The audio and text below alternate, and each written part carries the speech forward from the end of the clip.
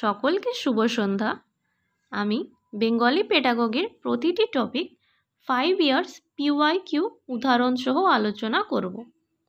আপনারা সবাই জানেনই PYQ মানে হলো প্রিভিয়াস ইয়ার কোশ্চেন। বিভিন্ন PYQ অ্যানালাইজ করার পর আমি নিজেই এই নোটটি বানিয়েছি। আশা রাখছি এই নোটটি পড়ার পরে আপনাদের বেঙ্গলি পেডাগগির প্রতি যে ভয় সেটা অনেকটাই দূর হবে। আজকে আমি ফার্স্ট টপিক নিয়ে আলোচনা করব। ফার্স্ট টপিক হলো ভাষা। এখানে আমরা ভাষার বৈশিষ্ট্য, ভাষার প্রকারভেদ, বিভিন্ন ভাষা পরিবার সম্পর্কে জানব। প্রথমেই দেখুন লেখা আছে ভাষা হলো মানুষের জ্ঞান সংস্কৃতির আদান প্রদানের মাধ্যম। তাহলে ভাষার মাধ্যমে আমরা আমাদের জ্ঞান ও সংস্কৃতি অন্য আরেকজনের সাথে আদান প্রদান করে থাকি। আর কি লেখা আছে অভিব্যক্তি ও মতের বিনিময়, এই দুটি প্রধান। অভিব্যক্তি ও মতের বিনিময় ভাষার মাধ্যমেই হয়ে থাকে। ভাষার আর কি কি আছে, ভাষার নিজস্ব গঠন আছে এবং সংশ্লেষণ থেকে বিশ্লেষণ। তাহলে ভাষা কোন পথে যায়, ভাষার সংশ্লেষণ থেকে বিশ্লেষণের পথে যায়। ভাষার বৈশিষ্ট্য, প্রথম বৈশিষ্ট্যটি হলো সমৃদ্ধ পরিবেশে ভাষা খুব সহজেই শেখা যায়। এটা একটা খুব ইম্পর্ট্যান্ট তথ্য। দেখুন আমি যদি বাঙালি পরিবেশে থাকি আমি অনায়াসেই বাংলা শিখে যাব। আমি যদি কোনো হিন্দি পরিবেশে বা বিহারি পরিবেশে থাকি যেখানে হিন্দি ভাষা ইউজ করা হয় তাহলে আমি হিন্দি শিখে যাব। আর যদি আমরা কোনো ইংরেজি বন্ধুর সাথে কথা বলি দেখবেন আমরা খুব সহজেই আমাদের কথার মধ্যে একটা ইংরেজি টোন চলে আসে। তাহলে এখানে কি লেখা আছে সমৃদ্ধ পরিবেশে ভাষা খুব সহজেই শেখা যায়। দ্বিতীয় পয়েন্ট হচ্ছে ভাষা প্রতীক বা চিহ্ন নির্ভর। এই যে আমি লেখাগুলি লিখেছি বিভিন্ন চিহ্নর মাধ্যমে লিখেছি। বাংলার জন্য আমরা ব হয়তো এভাবে লিখি, হিন্দির জন্য আমরা হয়তো এভাবে ব লিখি। তাহলে কি ভাষা হলো প্রতীক বা চিহ্ন নির্ভর। ইংলিশে আবার আমরা কি লিখি, বি লিখি বকে। তাহলে ভাষা হচ্ছে প্রতীক বা চিহ্ন নির্ভর। এবার আমাদের ভাষাগুলি কিভাবে প্রভাবিত হয়, স্বাস্থ্য, পরিবেশ, মেধার দ্বারা ভাষার উন্নয়নকে প্রভাবিত করা যায়। এবার আসছি আমরা ভাষার প্রকৃতি। ভাষার প্রকৃতি হলো সরল থেকে জটিলের দিকে এটা যাত্রা করে না। তাহলে কিসের দিকে যাত্রা করে, জটিল থেকে সরলের দিকে। এই যে এখানে আমরা পড়েছিলাম সংশ্লেষণ থেকে বিশ্লেষণ, মানে কি প্রথমে জটিল থেকে সরলের দিকে ভাষা যাত্রা করে। ভাষার উদ্দেশ্য, ভাষার উদ্দেশ্য বলতে আমরা কি বুঝি, যাতে আমি যে কথাগুলো বলছি আপনারা শুনতে পান বা আপনারা যা লিখবেন সেটা আমি দেখে বুঝতে পারি। তাহলে ভাষার উদ্দেশ্য কি, বিভিন্ন স্বর শোনা ও বলা, জীবনের বিভিন্ন পর্যায়ে জানা ও বিভিন্ন প্রয়োজনকে পরিপূর্ণ করার জন্য ভাব প্রকাশের মাধ্যম। প্রয়োজনকে কেন বলা হয়েছে দেখুন, আমি বাজারে যদি কোনো সবজি কিনতে চাই আমাকে তো গিয়ে বলতে হবে যে আমি এই সবজিটা কিনবো। যদি আমি না বলতে পারি তাহলে প্রয়োজনীয় কাজটি মানে প্রয়োজনীয় জিনিসটা আমি নিতে পারবো না। তাহলে কি বিভিন্ন প্রয়োজনকে পরিপূর্ণ করার জন্য ভাব প্রকাশের মাধ্যম, এটাই হচ্ছে ভাষার আরেকটি উদ্দেশ্য। ভাষা 3 প্রকারের হয়, মৌখিক ভাষা, লিখিত ভাষা এবং সাংকেতিক ভাষা। মৌখিক ভাষা কি, এই যে আমি মুখে মুখে বলছি, মুখের মাধ্যমে যে ভাষাটি উচ্চারিত হচ্ছে সেটি হচ্ছে মৌখিক ভাষা। শিশুরা প্রথমেই এটি শেখে। এর উদাহরণে আমরা কি বলতে পারি, বিভিন্ন গল্প বলা কিংবা আবৃত্তি বলা, এগুলি হলো মৌখিক ভাষার উদাহরণ। বা আমি যে কথা বলছি, যখন আমরা কোনো বন্ধুর সাথে কথা বলি বা টিচার স্টুডেন্টের সাথে কথা বলে, সেটি হলো মৌখিক ভাষা। এরপর হচ্ছে লিখিত ভাষা কি, লিখিত ভাষা হলো কাগজে বা স্ক্রিনে লেখা, অর্থাৎ যে ভাষাকে আমরা কাগজে বা স্ক্রিনে লিখে প্রকাশ করছি। যেরকম আমি এই নোটটি লিখেছি বাংলা পেডাগগির উপরে, তাহলে এটা কি, এটা হলো লিখিত ভাষা। মৌখিক ভাষা অপেক্ষা এটা কিন্তু বেশি স্থায়ী। দেখুন আমি যদি মুখে কিছু একটা কোশ্চেন বা উত্তর বলে দিই সেটার কোনো স্থায়িত্ব নেই, কিন্তু আমি যদি লিখে দিই যে এই পেনটি আপনার বা এই ফোনটি আপনার, তাহলে এটার একটা প্রমাণ থেকে যাবে। তাহলে মৌখিক ভাষা অপেক্ষা বেশি স্থায়ী হলো লিখিত ভাষা। লিখিত ভাষার 5টি ধাপ বা পর্যায় আছে। এটি কিন্তু ইম্পর্টেন্ট। প্রথম হলো পরিকল্পনা বা প্ল্যানিং, মানে এই যে আমি বেঙ্গলি পেডাগগি লিখব, তার মানে এটার আমি একটা পরিকল্পনা করছি, তথ্যগুলো সংগ্রহ করছি যে কোন টপিকের উপর লিখব। প্রথম পর্যায় হলো পরিকল্পনা। দ্বিতীয় পর্যায় কি? খসড়া লেখা বা ড্রাফটিং, মানে আমি খাতাতে লিখছি এই পয়েন্টটা লিখতে হবে বা এইগুলো প্রিভিয়াস ইয়ারে এসছে, তাহলে যেটা আমরা নোটটা যে বানাচ্ছি বা আমাদের মাথায় যে চিন্তাগুলো চলছে সেটা যে উপস্থাপন করছি সেটাই হলো খসড়া বা ড্রাফটিং। তৃতীয় নাম্বার পয়েন্ট হচ্ছে সম্পাদনা। সম্পাদনা বা রিভাইসিং মানে হলো লেখার গঠন, যুক্তি পর্যালোচনা করা ও প্রয়োজনীয় পরিবর্তন আনা। যখন আমরা কোনো নোট বানাই তাতে যদি আরও কিছু অ্যাড করার থাকে বা ডিলিট করার থাকে সেটা হচ্ছে এই সম্পাদনা পর্যায়ের মধ্যে পড়ে। এরপর হচ্ছে প্রুফ রিডিং। প্রুফ রিডিং মানে কি? বানান, ব্যাকরণ কিংবা বিরাম চিহ্নর ভুলগুলিকে সংশোধন করা। তাহলে আমরা ব্যাকরণ বা বানান ভুল কোথায় সংশোধন করি? প্রুফ রিডিংয়ের ক্ষেত্রে। এরপরে সবথেকে লাস্ট পার্ট, লাস্ট কোন পর্যায়টি? লাস্ট পর্যায় হলো চূড়ান্তকরণ বা পাবলিশিং, মানে লেখাটি প্রকাশের জন্য প্রস্তুত করা। এই যে আমি প্রকাশ করছি, যে নোটটা বানিয়েছি, এটা হচ্ছে লাস্ট পর্যায় বা পাবলিশিং। আমরা প্রথমে পড়লাম মৌখিক ভাষা, দ্বিতীয়তে পড়লাম লিখিত ভাষা এবং তৃতীয় নাম্বার হচ্ছে সাংকেতিক ভাষা, মুখভঙ্গির দ্বারা ভাব প্রকাশ। তাহলে এই ভাষাটা কি? মুখভঙ্গির দ্বারা ভাব প্রকাশ হলো সাংকেতিক ভাষা। এটি একটি পূর্ণাঙ্গ ভাষা যার কি রয়েছে? নিজস্ব নিয়ম ও ব্যাকরণ আছে।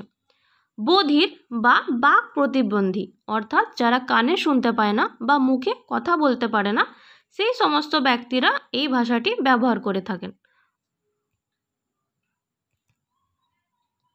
ভারতীয় সংবিধানের 8ম তফসিল বা 8th শিডিউল প্রথমে 14টি ভাষা এর অন্তর্ভুক্ত ছিল। পরবর্তীকালে যখন 8 নম্বর সংশোধন হয় তখন আরও 8টি ভাষা যুক্ত হয় এবং টোটাল 22টি ভাষা স্বীকৃতি পায়, যাতে 13 নম্বরে আমাদের বাংলা ভাষাটি রয়েছে। এবং 1950 সালে এই আমাদের যে বাংলা ভাষা সেটি যুক্ত হয়েছিল। তাহলে টোটাল কতগুলি ভাষা রয়েছে? 22টি ভাষা রয়েছে। ভারতবর্ষের মোট ভাষা পরিবার কটি রয়েছে? মোট ভাষা পরিবার রয়েছে 4টি। তাহলে মোট ভাষা রয়েছে 22টি আর ভাষা পরিবার রয়েছে 4টি। ভাষা কিন্তু অনেক আছে, কিন্তু স্বীকৃতি পেয়েছে 22টি ভাষা, যার মধ্যে 13 নম্বর হলো আমাদের বাংলা ভাষা। এই টপিকটি থেকে 2018, 19 এবং 22-এ অনেকগুলি করে প্রশ্ন এসেছে। আচ্ছা, এবার বিগত কিছু বছরের প্রশ্ন দেখে নেওয়া যাক। কোশ্চেনটি দেখুন, ভারতবর্ষে কতগুলি ভাষা পরিবার আছে? এক্ষুনি আমরা এটা পড়লাম, এটা 2019-এ এসেছিল। অপশন 1 4, 2 হচ্ছে 6, অপশন 3 8, অপশন 4 10। উত্তর হবে কি? 4টি ভাষা পরিবার। তাহলে অপশন নাম্বার 1। আপনারা সবসময় চেষ্টা করবেন আমার উত্তর বলার আগেই উত্তরটি দেওয়ার। নেক্সট কোশ্চেন হলো, লেখা হলো একটি ড্যাশ এবং একটি ড্যাশ নয়। দেখুন, এটা আমরা একটু আগেই দেখলাম। লেখা হলো একটি পদ্ধতি এবং উৎপাদন নয়। তাহলে লেখা কি? লেখা হলো একটি পদ্ধতি এবং উৎপাদন নয়। তাহলে আমাদের অ্যান্সার হবে অপশন নাম্বার 1। নেক্সট কোশ্চেন, নিম্নলিখিত কোন উদ্দেশ্যের জন্য ভাষা শিক্ষা প্রয়োজন নয়? দেখুন, লেখা আছে প্রয়োজন নয়। জীবনের বিভিন্ন পর্যায়ে জানার জন্য প্রয়োজন, ভেতরের স্বর শোনার বা কাউকে বলার জন্যও প্রয়োজন, জীবনের বিভিন্ন প্রয়োজনকে পরিপূর্ণ করার জন্যও প্রয়োজন। তাহলে কিসের জন্য প্রয়োজন নয়? সেটা হচ্ছে ভাষা বোধ শেখার জন্য। Option number 2। নেক্সট কোশ্চেন, ভাষার প্রকৃতি প্রসঙ্গে নিম্নলিখিত কোন বাক্যটি সত্য নয়? প্রতিটি ভাষার নিজস্ব গঠন আছে, একদমই ঠিক। ভাষা সংস্কৃতি ও সভ্যতার সঙ্গে সম্পর্কযুক্ত, এটিও ঠিক। ভাষা সরল থেকে জটিলের দিকে যাত্রা করে না, জটিল থেকে সরলের দিকে যাত্রা করে, তাহলে এটি ঠিক নয়। ভাষা সংশ্লেষণের থেকে বিশ্লেষণের দিকে যায়, এটিও ঠিক। তাহলে অপশন কি হলো? Option number 3। নেক্সট কোশ্চেন, নিম্নলিখিতের মধ্যে কোনটি একটি ধ্রুপদ ভাষার মানদণ্ড নয়? তাহলে কোনটি মানদণ্ড নয়? আমরা পড়লাম যে খসড়া তালিকাভুক্ত হতেই হবে কোনো ভাষাকে। তাহলে এখানেও লেখা আছে দেখুন, উক্ত ভাষাটি থাকবে না, আর ওখানে চেয়েছে কোনটি মানদণ্ড নয়, তাহলে উত্তর হবে অপশন নাম্বার 3। নিম্নলিখিতগুলির মধ্যে কোনটি ভাষা শিক্ষার উদ্দেশ্য নয়? ভাবনার প্রকাশ, অবশ্যই এটি উদ্দেশ্য। ভাষার বোধিকতা, এটিও উদ্দেশ্য। লিখন দক্ষতা, মানে আপনি খুব ভালো করে লিখতে পারছেন কিনা, এটা কখনোই কিন্তু উদ্দেশ্য ভাষা শিক্ষার নয়। মৌলিকতা, এটিও ভাষা শিক্ষার উদ্দেশ্য। তাহলে কোনটি ভাষা শিক্ষার উদ্দেশ্য নয়? লিখন দক্ষতা। লিখন প্রক্রিয়ার শেষ ধাপ বা পর্যায় কোনটি? এটা আমি একটু আগে আলোচনা করেছি, এই আনসারটা আমি বলবো না, এটা আমি আপনাদের জন্য ছেড়ে দিলাম। নেক্সট কোশ্চেন, ভাষা শেখা খুব সহজ হবে কখন? আমরা খুব ভালো করে হিন্দি শিখে যাব, যখন আমাদের আশেপাশে কেউ হিন্দি ভাষাভাষীর লোকজন থাকবে। তাহলে উত্তর কি হবে? পাঠ্য বই না পড়ানো হয় না, কোনো রকম পরীক্ষা না থাকে না, যদি সমৃদ্ধ ভাষা প্রতিবেশ বা পরিবেশ পাওয়া যায়, তাহলেই আমরা খুব সহজে ভাষা শিখতে পারি। ফোর্থ অপশন কি ছিল দেখুন, লেখার আগে যদি ব্যাকরণ অভ্যাস ও অনুশীলনে বেশি সময় দেওয়া হয়। আগে আমরা ভাষা শিখব, তারপরে আমরা ব্যাকরণ বা অনুশীলন করব। তাহলে অপশন নাম্বার 3 হলো অ্যান্সার। অভিব্যক্তি ও মতের ড্যাশ হলো ভাষার সবচেয়ে ভালো মাধ্যম। প্রচার বা সংগ্রহ তো আমরা ভাষার করি না, তাহলে ভাষার আমরা কি করি? বিনিময় করি। তাহলে অভিব্যক্তি ও মতের বিনিময় হলো ভাষার সবচেয়ে ভালো মাধ্যম। এখানে দেখুন প্রত্যেকটি সাল লেখা আছে, কোন কোশ্চেনটি কোন পিওয়াইকিউতে এসেছে। নেক্সট কোশ্চেন, ভারতের সংবিধান অনুযায়ী বর্তমানে কতগুলি ভাষা অষ্টম খসড়ায় বা 8th শিডিউলে উল্লিখিত আছে? এটাও কিন্তু আপনারা সবাই জানেন, এটাও তাহলে হোম টাস্ক থাকলো। নেক্সট কোশ্চেন, মুক্ত লিখন বা ফ্রি রাইটিং কি? দেখুন ফ্রি মানে কি? যা খুশি যেটা মনে আসছে সেটাই। তাহলে কি? ফার্স্ট অপশন, যে কোনো উৎস থেকে ঋণ নিয়ে লেখা, এখন একদমই না। কবিতা হয়ে ওঠা লেখা, সবাই কবিতা লিখতে পারে না। নিয়ম বিধির তোয়াক্কা না করে মনে যা আসা লেখা, একদমই মনে যা আসে তাই লেখা, এটাই হচ্ছে মুক্ত লিখন।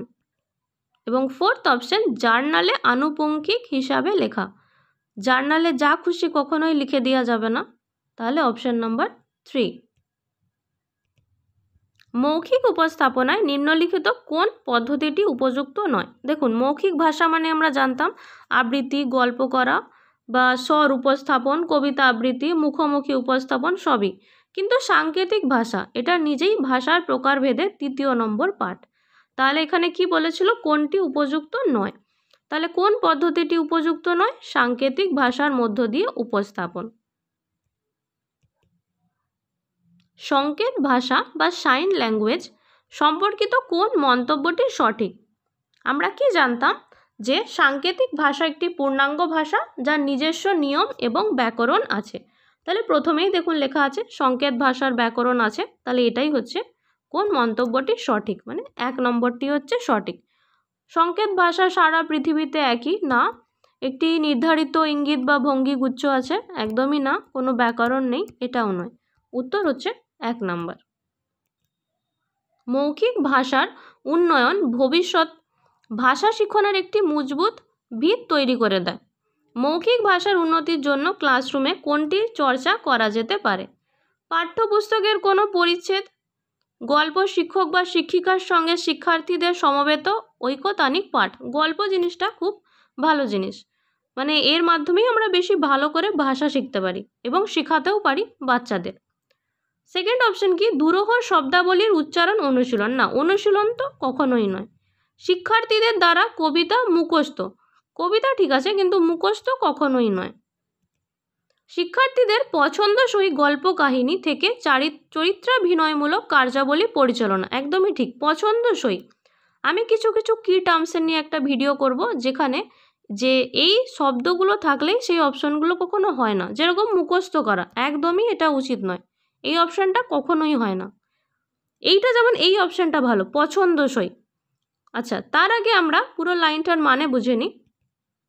শিক্ষার্থীর পছন্দসই গল্প কাহিনী থেকে চরিত্রাভিনয়মূলক কার্যাবলী পরিচালনা, মানে একজন স্টুডেন্ট আসবেন, তার যেটা ফেভারিট গল্প বা কোনো একটা পার্ট, সেই জিনিসটা সে অভিনয় করবে, মুখে বলবে। তাহলে কি মৌখিক ভাষা এখানে উন্নতি হচ্ছে। সে তার ফেভারিট ডায়লগগুলো বলছে কোনো সিনেমার বা কোনো গল্পের, সিনেমা তো কখনোই নয়, গল্পের আর কি। তাহলে এটাই হচ্ছে আমাদের ঠিক উত্তর।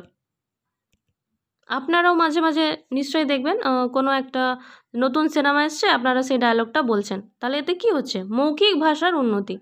হয়তো আপনারা হিন্দি জানেন না, কিন্তু আপনারাও বলছেন যে ঝুঁকেগা নেই, তাহলে কি আপনি এখান থেকে হিন্দি মৌখিক ভাষার উন্নতি করে ফেলছেন। আচ্ছা, নেক্সট কোয়েশ্চেন।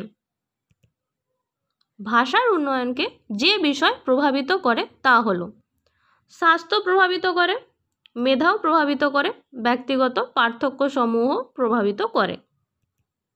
তাহলে উত্তর হবে উপরোক্ত সবগুলি। আচ্ছা, এগুলো কিভাবে হয়? ধরুন স্বাস্থ্য কারোর ঠিক নয়, মানে সে র উচ্চারণ করতে পারে না বা ল উচ্চারণ করতে পারে না, তাহলে সে কি প্রপার ভাষা শিখতে পারবে? পারবে না। মেধা দেখুন, মেধা মানে ব্রেনে স্টোর করার যে ক্ষমতা, সেটাও সবার সমান নয়, তাহলে সেও কিন্তু ভাষার উন্নয়নকে প্রভাবিত করবে। মানে হয়তো সে স্লো শিখবে, অন্য কেউ হয়তো একটু ফাস্ট শিখবে। নিম্নলিখিতের মধ্যে কোনটি ভাষার পাঠ্যক্রমে সাহিত্যের অন্তর্ভুক্তির পিছনে সবচেয়ে কম গুরুত্বপূর্ণ বিষয়?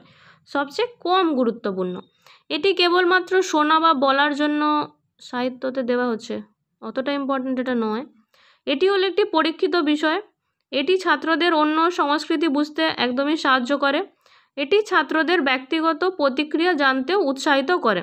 হ্যাঁ, অন্য সংস্কৃতি বুঝতে সাহায্য করে এরকম গল্পই নির্বাচন করা হয়। আর ব্যক্তিগত প্রতিক্রিয়া জানাতে উৎসাহিত করে, এটাও একদম ঠিক। তাহলে যেটা কম ঠিক সেটা হচ্ছে কেবলমাত্র শোনা এবং বলার দক্ষতাকে লালন করে।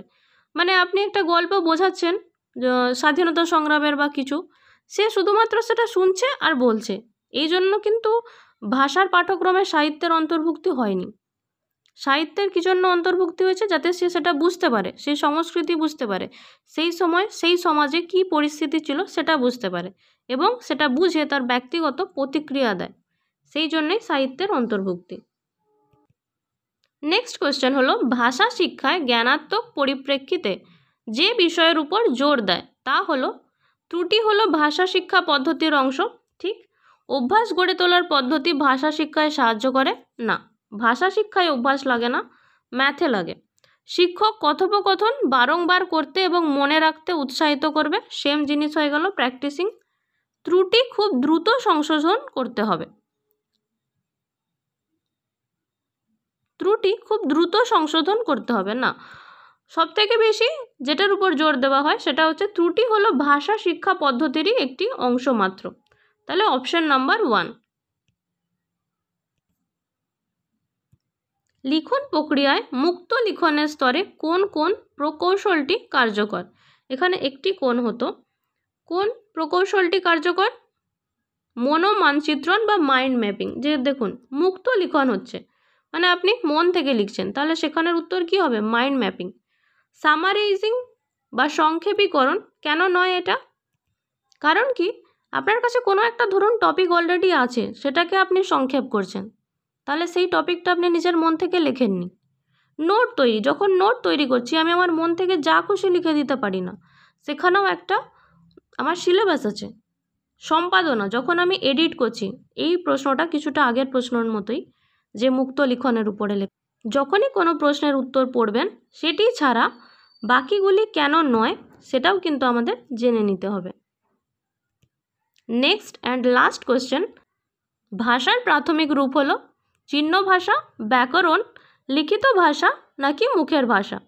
ভাষার প্রাথমিক রূপ হলো চিহ্ন ভাষা, কারণ যদি আমরা ভাষা শিখি তারপরেই তাকে আমরা লিখতে পারবো এবং তারপরেই ব্যাকরণ আসবে।